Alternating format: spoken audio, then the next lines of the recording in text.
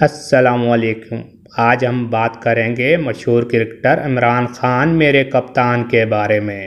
عمران خان پاکستانی قومی ٹیم کے لیے ایک پیشہ ور کرکٹر کے طور پر کھیلے اور ان کا شمار ملک کے عظیم ترین کرکٹرز میں ہوتا ہے۔ خان 5 اکتوبر 1952 کو لاہور میں پیدا ہوئے۔ انہوں نے 1971 میں بین الاقوامی کرکٹ میں قدم رکھا اور ایک آل راؤنڈر کے طور پر کھیلے۔ بیٹنگ اور بالنگ دونوں میں شاندار کارکردگی کا مظاہرہ کیا۔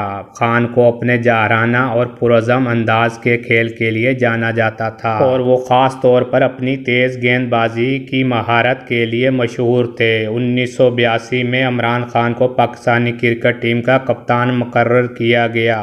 ان کی قیادت میں پاکستان نے کئی قابل ذکر کامیابیاں حاصل کیں، جن میں 1992 کا ورلڈ کپ جیتنا بھی شامل ہے، جو کہ آج تک کی پاکستان کرکٹ ٹیم کی واحد ورلڈ کپ جیت ہے۔ خان نے اپنی کرکٹ کی مہارت اور قائدانہ صلاحیتوں کے ساتھ ٹیم کو فتح تک پہنچانے میں اہم کردار ادا کیا۔ عمران خان کو اپنے پورے کیریئر میں کھیل میں ان کی خدمات کے لیے پہچانا گیا۔ انہیں 1983 میں وزڈن کرکٹر آف دی ایئر کا نام بھی دیا گیا اور 2010 میں ICC cricket hall of fame میں شامل کیا گیا۔